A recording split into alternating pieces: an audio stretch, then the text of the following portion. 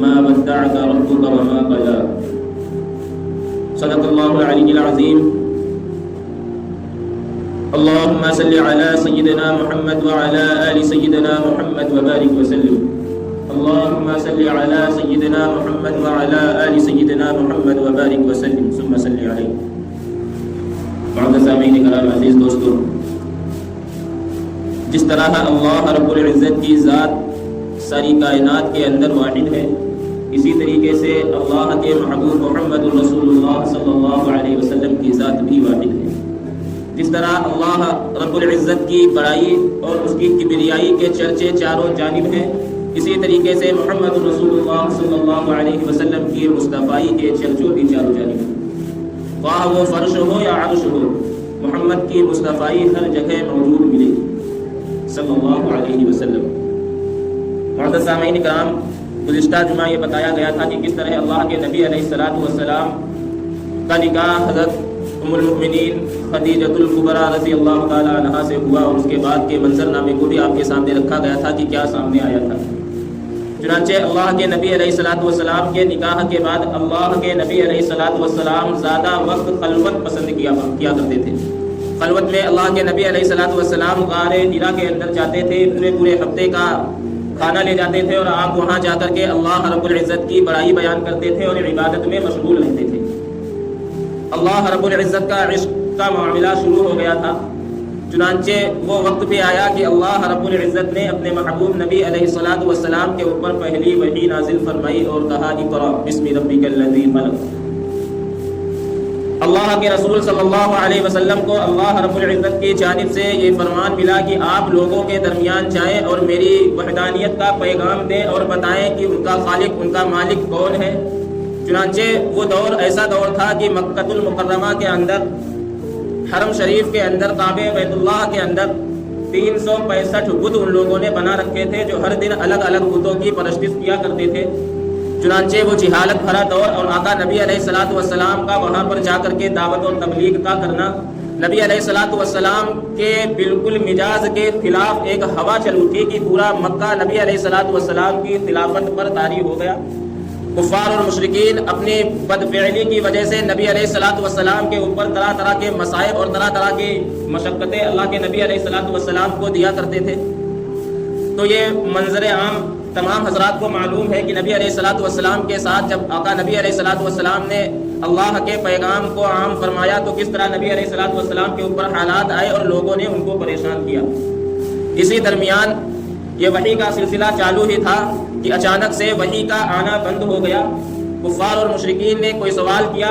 کہ اگر آپ اللہ کے نبی ہیں تو آپ ہم کو ان باتوں کا صحیح جواب دیجئے. چنانچہ اللہ کے نبی علیہ السلام نے اس وقت یہ کہہ دیا کہ میں کل آپ کو بتا دوں گا. گویا کہ اللہ رب العزت نے اپنے محبوب نبی علیہ السلام کو یہ بلوا دیا کہنا کہ انشاءاللہ اگر اللہ چاہے گا تو کل میں بتلا دوں گا. یہ کہنا تھا کہ مفسرین فرماتے ہیں کہ ایک مدت تک اللہ کے نبی علیہ السلام کے اوپر وحی کا سلسلہ منقطع کر دیا گیا، بند کر دیا گیا. جب وحی کا سلسلہ بند کر دیا گیا تو سائل لوگوں نے سوال کے بارے میں اللہ کے نبی علیہ السلام سے پوچھا کہ میں نے آپ سے ایک سوال کیا، آپ نے اس کا جواب ابھی تک نہیں دیا. کیا آپ کا رب آپ کو بھول گیا ہے؟ کیا آپ کے رب نے آپ کو چھوڑ دیا ہے؟ جب یہ بات نبی علیہ السلام سے کفار اور مشرکین کہتے تو نبی علیہ السلام کو ایک گہرا صدمہ پیش آتا، جس کی وجہ سے نبی علیہ السلام بہت ہی زیادہ غمزدہ اور پریشان ہو جایا کرتے تھے. چنانچہ یہ سلسلہ چل ہی رہا تھا کہ ایک وقت یہ آیا کہ نبی علیہ السلام مسجد نبوی کے قریب اپنے ایک رشتہ دار کے گھر کے اندر بیٹھے ہوئے تھے کہ کسی وجہ سے دروازہ کھلا اور اسی درمیان آپ والا نبی علیہ السلام کی چچی، جن کو ام جمیلہ کہا جاتا ہے، وہ نکلی اور انہوں نے محمد رسول اللہ صلی اللہ علیہ وسلم کو دیکھ کر کے یہ کہا نعوذ باللہ، کیا محمد اس شیطان کا تم سے تعلق ٹوٹ گیا ہے جو شیطان تمہاری طرف وحی کرتا تھا؟ جب یہ بات آقا نبی علیہ السلام کے کانوں تک پہنچی تو زخم اور زیادہ گہرا ہو گیا. آپ یوں سمجھ لیں آگ کے اوپر تیل والا معاملہ. جب نبی علیہ السلام کو تکلیف زیادہ ہوئی تو نبی علیہ السلام اسی تکلیف کے اندر اللہ رب العزت سے دل ہی دل کے اندر کہنے لگے یا اللہ، میں غار حرا کے اندر آپ کی بڑائی کے لیے جاتا تھا، آپ کی عبادت کے لیے جاتا تھا، اپنے عشق کا اظہار فرماتا تھا، لیکن عشق کا اظہار پہلے تو آپ ہی نے کیا، اقرأ بسم ربک الذی خلق بھیج کر کے. چنانچہ نبی علیہ السلام کا وہ غم بھرا الفاظ کہنا تھا کہ نبی علیہ الصلوۃ والسلام کی آنکھیں تو اشک بار تھی ہی، اتنا ہی ہوا کہ نبی علیہ الصلوۃ والسلام نے اسی حالت میں آسمان کی طرف سر اٹھایا، اتنے میں اللہ رب العزت نے جبرائیل کو بھیجا اور کہا جاؤ میرے محبوب کے پاس فرمان لے کر جاؤ۔ تو اس وقت والضحیٰ جو نزول کے 10ویں نمبر پر یہ صورت نازل ہوتی ہے، جس میں اللہ رب العزت اپنے محبوب نبی علیہ الصلوۃ والسلام کے گلے اور شکووں کو دور کر رہا ہے۔ جیسے کہ دنیا کے اندر کوئی عاشق، کوئی معشوق نوجوان جب کسی کی الفت و محبت میں پڑتا ہے تو ہر وقت یہ انتظار کرتا ہے، فون اٹھا کر دیکھتا ہے کہ کہیں کوئی میسج آیا یا نہیں آیا، کہیں کوئی میسج آیا نہیں آیا۔ بالکل ہو اسی طریقے سے اللہ رب العزت کے محبوب نبی محمد رسول اللہ صلی اللہ علیہ وسلم کو یہ انتظار ہر وقت ستاتا تھا کہ کس وقت میرے محبوب اللہ کا خطاب میری طرف واپس لوٹ کر آئے گا، یعنی وہی مجھ پر نازل ہوگی۔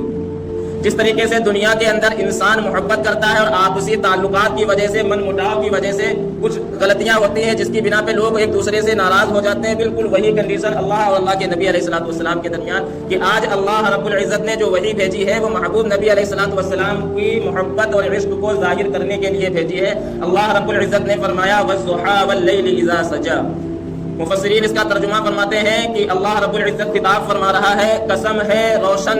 دن کی اور قسم ہے تاریک رات کی۔ آگے اس کے اور مفسرین الگ الگ ترجمہ فرماتے ہیں، کوئی یہ کہتا ہے کہ قسم ہے دن کے چہل پہل کی، اور کوئی یہ کہتا ہے کہ قسم ہے رات کے سناٹے کی۔ لیکن انہی درمیان ایک عاشق صادق جس کو ہم حضرت مولانا اشرف علی تھانوی رحمہ اللہ کے نام سے جانتے ہیں، حضرت نے اس کا ترجمہ عشقیہ انداز میں یہ فرمایا کہ اللہ رب العزت جب اپنے محبوب نبی صلی اللہ علیہ وسلم سے محبت کا اظہار فرما رہا تھا تو اس کے کہنے کا مطلب یہ تھا والضحیٰ قسم ہے میرے محبوب آپ کے روشن چہرے کی۔ جس طریقے سے دنیا کے اندر کسی کا محبوب روٹھ جائے تو اس کو منانے کے لیے کہا جاتا ہے قسم ہے آپ کے خوبصورت چہرے کی، یا قسم ہے کسی چیز کی، بالکل ہو اللہ اپنے محبوب سے فرما رہا ہے قسم ہے آپ کے روشن چہرے کی، واللیل اذا سجا قسم ہے آپ کی سیاہ زلفوں کی۔ اللہ رب العزت نے ان دو قسموں کو اٹھانے کے بعد آگے اپنا دلاسا بخش ایک فرمان جاری فرمایا جو میں ابھی آپ کو بتاؤں گا۔ اس سے پہلے کہ ایک بات یہ ذہن نشی کر لیں کہ اللہ کے نبی علیہ الصلوۃ والسلام نے اور شریعت کے اندر جو قواعد آئے ہیں وہ یہ آئے ہیں کہ اللہ کے علاوہ اللہ کا کوئی بندہ، نبی علیہ الصلوۃ والسلام کا کوئی امتی اللہ کے علاوہ اور کسی چیز کی قسم نہیں کھا سکتا۔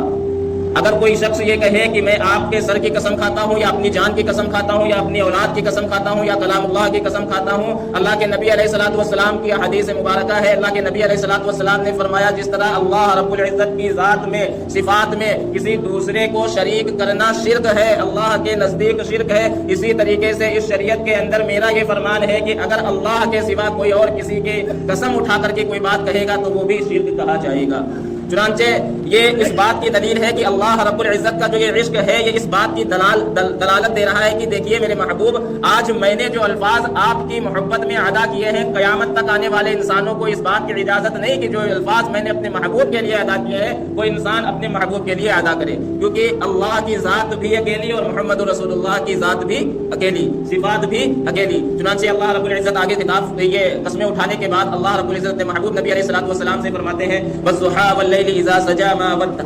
ودعك ربك وما قلى۔ اے میرے محبوب، آپ کے رب نے نہ ہی آپ کو چھوڑا ہے نہ ہی آپ کو بھلایا ہے، آپ کے رب کو چھوڑا ہے نہ ہی آپ کو بلایا ہے، نہ ہی آپ کی طرف سے پیٹ پھیری ہے۔ اس طریقے سے دنیا کے اندر دو وجوہات کی بنا پر آپسی تعلقات ٹوٹتے ہیں، ایک تو آپس کا تال میل نہیں ملتا، اس وجہ سے لوگ جدا ہو جاتے ہیں، دوسری بات یہ پیش آتی ہے کہ آپسی مزاج میں کچھ گڑبڑی آتی ہے جس کی وجہ سے لوگ غصہ گرمی کے اندر آتے ہیں، پھر وہ اس سے منہ موڑ لیتا ہے، وہ اس سے منہ موڑ دیتا ہے۔ اللہ کے نبی علیہ الصلوۃ والسلام کو اللہ رب العزت نے یہ بتلا دیا کہ میرے محبوب، آپ کے رب نے نہ ہی آپ کو چھوڑا ہے نہ ہی آپ سے آپ کے رب نے منہ موڑا ہے۔ آگے فرمایا والضحى والليل اذا سجى ما ودعك ربك وما قلى وللآخرة خير لك من الأولى۔ اے میرے محبوب، آج سے آنے والی تمام چیزیں جو بھی ہوں گی وہ تمہارے حق میں سب سے بہتر ہوں گی۔ آج سے جس طریقے سے محبوب دنیا کا عاشق اپنے سامنے والے عاشق سے جب صلح کرتا ہے تو یہ کہتا ہے دیکھو اب جو ہو گیا وہ ہو گیا، لیکن آج کے بعد دیکھو ہم دونوں لوگ مل جل کے آرام سے محبت و عقیدت کے ساتھ رہیں گے۔ اسی طریقے سے اللہ رب العزت نے محبوب کو دلاسا دے کر کے یہ فرما رہا ہے کہ میرے محبوب، آج کے بعد آپ کے درمیان اور میرے درمیان محبت یہ رکے گی نہیں، یہ بڑھتی جائے گی، یہ کم نہیں ہوگی۔ چنانچہ اللہ رب العزت نے فرمایا کہ آج کا دن اور آنے والا دن، آج کے دن سے آنے والا دن آپ کا بہتر ہوتا چلا جائے گا۔ چنانچہ اللہ کے نبی علیہ الصلوۃ والسلام کا وہ بچپن کا زمانہ آپ غور کریں جب آپ در یتیم کہلاتے تھے، وہ زمانہ تھا۔ ایک زمانہ یہ تھا کہ اللہ کے نبی علیہ الصلوۃ والسلام لڑکپن کے زمانے میں آئے، وہ زمانہ اس سے بھی زیادہ بہتر ہوا۔ اس سے بھی آگے چلے نبی علیہ الصلوۃ والسلام کا وہ زمانہ جب نبی علیہ الصلوۃ والسلام جوانی کے وقت میں آئے تو زمانہ اس لڑکپن کے زمانے سے زیادہ بہتر ہوا۔ آگے چلے تو نبی علیہ الصلوۃ والسلام کا ایک زمانہ وہ بھی تھا کہ نبی علیہ الصلوۃ والسلام خلوت کو پسند کر کے غار حرا کے اندر جاتے تھے اور اللہ رب العزت کی مدح سرائی فرمایا کرتے تھے اور عبادت کرتے تھے۔ ایک زمانہ یہ تھا، اور اس کے بعد جو اللہ نے زمانہ بھیجا یعنی نبوت کا زمانہ، وہ زمانہ اس سے بھی زیادہ افضل تھا۔ اللہ یہی بات فرما رہا ہے کہ اے میرے محبوب، جو زمانہ گزر گیا آنے والا زمانہ آپ کا اس سے بھی زیادہ بہتر ہوگا۔ اچھا، اللہ رب العزت نے جب محبوب نبی علیہ الصلوۃ والسلام کے دل دکھانے پر یہ الفاظ کہے تو یہ 3-4 آیتیں کافی تھیں بات کو صاف کرنے کے لیے کہ میرے محبوب، آپ کی خوبصورت حسین چہرے کی قسم اور آپ کی سیاہ زلفوں کی قسم، آپ کے رب نے آپ کو چھوڑا نہیں ہے، نہ ہی آپ سے منہ پھیرا ہے، اور آنے والا وقت جو ہوگا وہ زیادہ بہتر ہوگا۔ بس اتنا کافی تھا، لیکن اللہ رب العزت نے اس سے آگے بھی فرما دیا، وَلَسَوْفَ يُعْطِيكَ رَبُّكَ فَتَرْضَىٰ وَلَسَوْفَ يُعْطِيكَ رَبُّكَ فَتَرْضَىٰ۔ اے میرے محبوب نبی، آپ عنقریب دیکھیں گے کہ آپ کو آپ کا رب اتنا نوازے گا کہ آپ راضی ہو جائیں گے، یعنی کائنات کا ہر انسان اللہ کو راضی کرنے میں لگا ہے۔ آپ سب یہاں پر آ کر کے بیٹھے ہیں، کس لیے بیٹھے ہیں؟ کہ ہمارا رب ہم سے راضی ہو جائے۔ رات کو تہجد میں اگر کوئی اپنی نیند خراب کر کے نرم بستر کو چھوڑ کر کے مصلی کے اوپر کھڑا ہو تو اس کی یہی خواہش ہوتی ہے کہ اس کا خالق اس سے راضی ہو جائے۔ چنانچہ انبیاء علیہ الصلوۃ والسلام کی زندگی کو آپ اٹھا لیں، نبی علیہ الصلوۃ والسلام کے پردادا سیدنا ابراہیم خلیل اللہ کی زندگی کو دیکھیں، آپ بالکل تیار ہیں آگ میں ڈالنے کے لیے۔ جبرائیل آتے ہیں، کیا میں مدد کروں؟ جبرائیل علیہ السلام سے سیدنا ابراہیم فرماتے ہیں، نہیں، کیا میری خبر میرے رب کو نہیں ہے؟ اس کی رضا کے لیے آگ میں جانے کے لیے تیار۔ غیر ذی زرع علاقہ جہاں پہ کوئی بچہ نہیں، کوئی انسان نہیں، وہاں پر اپنی اہلیہ اور اپنے معصوم بچے کو چھوڑ کر کے آ گئے، کس لیے؟ کہ اللہ مجھ سے راضی ہو جائے۔ اسماعیل کے ذبح کا معاملہ آیا تو ذبح کس لیے کیا؟ کہ اللہ کا فرمان ہے اللہ راضی ہو جائے۔ اور جب اسماعیل نے کہا کہ میری آنکھوں پہ پٹی باندھ لو، کس لیے؟ کیا کہ اللہ کا فرمان نہ ٹوٹے، آپ لرزے نہ، اس لیے کہ اللہ ہم سے بھی راضی ہو جائے، آپ سے بھی راضی ہو جائے۔ اس سے آگے چلے سیدنا نوح علیہ السلام نے کتنی محنت کی، 950 سال تک مستقل اپنی قوم کے اوپر محنت کرتے رہے، کس لیے کہ اللہ مجھ سے راضی ہو جائے۔ سیدنا آدم علیہ نبی علیہ الصلوۃ والسلام نے ربنا ظلمنا انفسنا، یہ دعا کیوں مانگی؟ کہ اللہ مجھ سے راضی ہو جائے۔ سیدنا یعقوب علیہ نبی علیہ الصلوۃ والسلام کے بارے میں آیا ہے کہ نبی علیہ الصلوۃ والسلام جب کوئی کیڑا گر جاتا تھا تو اپنے جسم مبارک کے اوپر اٹھا کر رکھ لیا کرتے تھے، کہتے تھے اے کیڑے، تیری اللہ نے غذا میرے جسم کے اندر بنائی ہے، اس کیڑے کو اٹھا کر رکھنے کی دلالت کس بات پر ہے؟ کہ اللہ مجھ سے راضی ہو جائے، اللہ مجھ سے راضی ہو جائے۔ لیکن جب بات مصطفیٰ کریم صلی اللہ علیہ وسلم کی آئی تو اللہ فرما رہا ہے، میرے محبوب آپ غم نہ کریں، ہم آپ کو اتنا نوازیں گے کہ آپ مجھ سے راضی ہو جائیں گے۔ اللہ خود فرما رہا ہے کہ کائنات تو مجھ کو راضی کرنے کے پیچھے لگی ہوئی ہے، لیکن میں ساری کائنات کا مالک اور خالق اپنے محبوب تیرے عشق کو راضی کرنے کے لیے لگا ہوں۔ اللہ رب العزت اپنے محبوب نبی علیہ الصلوۃ والسلام کی رضا کے لیے کیا سے کیا کہہ کر چلے گئے۔ اللہ رب العزت نے اپنے محبوب نبی علیہ الصلوۃ والسلام کو قرآن کے اندر کتاب فرمایا کہ میرے محبوب آپ غم نہ کرے، میں آپ کو اتنا دوں گا کہ آپ بس بس بس بس کریں گے۔ گویا ایسا ہی ہوا، اللہ کے نبی علیہ الصلوۃ والسلام کی یہ خواہش ہوئی بچپن میں کہ میں چاند کی طرف اشارہ کروں، چاند میرا کھلونا بن جائے، بنا یا نہیں بنا؟ اللہ کے نبی علیہ الصلوۃ والسلام کی نبوت کے بعد یہ خواہش ہوئی کہ فلاں صحابی کی والدہ ایمان میں مسلمان ہو جائیں۔ نبی علیہ الصلوۃ والسلام کی خواہش پوری، صحابہ اکرام کے گھر جانے سے پہلے ان کی والدہ ایمان لے کر آئی نہیں آئی۔ اللہ کے نبی علیہ الصلوۃ والسلام نے بیت اللہ کی چوکھٹ کو پکڑ کر کے عمر کا مطالبہ کیا، اللہ نے اپنے محبوب کی رضا کے لیے عمر کو ایمان والا بنایا کہ نہیں بنایا؟ تو اللہ رب العزت نے یہ صاف الفاظ میں اس بات سے یہ بات ثابت ہوتی ہے، محققین فرماتے ہیں کہ اللہ نے کھلے طور پر کہہ دیا کہ جو میرے محمد رسول اللہ صلی اللہ علیہ وسلم کے طریقے پر آ جائے گا میں اس سے راضی، اور جس سے میرا محبوب نبی علیہ الصلوۃ والسلام راضی میں اس سے راضی۔ ایسے تھوڑی نا اللہ کے نبی علیہ الصلوۃ والسلام نے صحابہ کرام کے مجمع میں بیٹھ کر کے کہا تھا کہ اللہ نے مجھ سے مجھ سے یہ کہا ہے کہ اے میرے محبوب میں تم کو اتنا دوں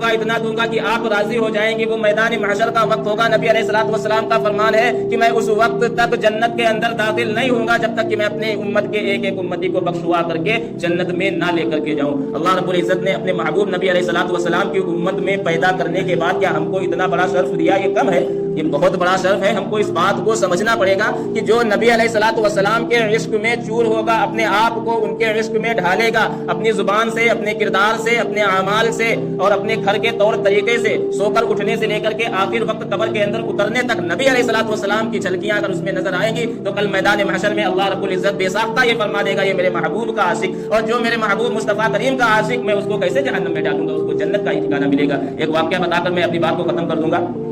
سیدنا موسیٰ کلیم اللہ اللہ نبی علیہ الصلوۃ والسلام کے بارے میں یہ لکھا ہے کہ فرعون نے ان کو بلایا اور تمام جادوگروں کو بلایا کہ موسیٰ کو بلاؤ اور دیکھتا ہوں اگر یہ ان جادوگروں کو ہرا دیں گے تو میں موسیٰ کے رب پر ایمان لے آؤں گا۔ چنانچہ اس دور کا ایک نظام تھا کہ جو جادوگر ڈریس پہنتے تھے، کپڑا پہنتے تھے، وہ سب کو ہی پہننا تھا۔ چنانچہ موسیٰ کلیم اللہ اللہ نبی علیہ الصلوۃ والسلام کے پاس یہ پیشکش کی گئی کہ جادوگروں نے ایک علیحدہ قسم کا لباس پہنا ہے دربار میں حاضر ہونے کے لیے، چنانچہ آپ کو بھی یہ لباس پہننا ہوگا۔ جب نبی کے سامنے یہ بات آئی تو موسیٰ کلیم اللہ علیہ نبی علیہ الصلوۃ والسلام نے فرمایا میں اپنے رب کے لباس کو کیوں اتاروں، تم کو بدلنا ہے بدلو۔ تو فرعون نے یہ تدبیر نکالی موسیٰ تو نہیں اپنے دھرم سے پیچھے ہٹیں گے، موسیٰ تو نہیں لباس کو اتاریں گے، چنانچہ جو جادوگر ہیں ان کا لباس موسیٰ علیہ السلام والا کر دو، ان کا لباس موسیٰ علیہ السلام والا کر دو۔ جب دربار کے اندر حاضری ہوئی تو موسیٰ علیہ السلام نے دیکھا کہ تمام جادوگر میری طرح لباس پہنے ہوئے کھڑے ہیں۔ تفصیلاً واقعہ تو بڑا لمبا ہے، لیکن اس بات سے سبق کیا بتانا ہے، اللہ رب العزت نے بعد میں ان تمام جادوگروں کو ایمان کی دولت سے نواز دیا، لیکن موسیٰ کے اس فعل پر، جادوگروں کے ساتھ مقابلے پر فرعون کو ایمان کی توفیق نہیں ملی۔ اللہ رب العزت سے موسیٰ کلیم اللہ پوچھتے ہیں یا اللہ آپ کے بندے فرعون نے یہ کہا تھا کہ اگر ایسا کرو گے تو میں ایمان لے آؤں گا، آخر تم نے فرعون کو، جادوگروں کو تو ایمان کی توفیق دے دی لیکن فرعون کو ایمان کی توفیق نہیں دی۔ اللہ رب العزت نے فرمایا کہ موسیٰ ان جادوگروں نے میرے محبوب کا، میرے نبی کا لباس اختیار کیا تھا، اور میری عزت کی قسم، میری عظمت کی قسم مجھے یہ بات زیب نہیں دیتی کہ جو میرے محبوب کا لباس پہن کر کھڑا اور اس کو میں جہنم میں ڈالوں گا، میں نے تمہارے لباس کی برکت سے ان تمام لوگوں کو ایمان کی توفیق عطا فرما دی۔ تو دوستو وہ موسیٰ کلیم اللہ تھے، یہ محمد رسول اللہ ہے۔ جس طرح اللہ اپنی ذات میں، اپنی صفات میں اکیلا، اس طرح محمد رسول اللہ اپنی مصطفی میں اکیلے۔ کائنات میں ان سے زیادہ کسی کی تعریف اللہ کے بعد نہ ہوئی ہے نہ کبھی ہوگی۔ آپ کسی بھی اینگل سے دیکھ لیں، سب سے زیادہ اگر کسی کی تعریف ہوتی ہے تو محمد رسول اللہ صلی اللہ علیہ وسلم کی ہوتی ہے۔ تو ہمارے ہر ایک عضو کے اندر محمد رسول اللہ صلی اللہ علیہ وسلم کی سنت اور محبت چمکنی چاہیے۔ ہم کو یہ محسوس ہونا چاہیے کہ ہم غلام مصطفیٰ ہیں، ہم غلام مصطفیٰ ہیں۔ اللہ تعالی ہم سب کو کہنے سننے سے زیادہ عمل کی توفیق عطا فرمائے۔ وما علینا الا البلاغ۔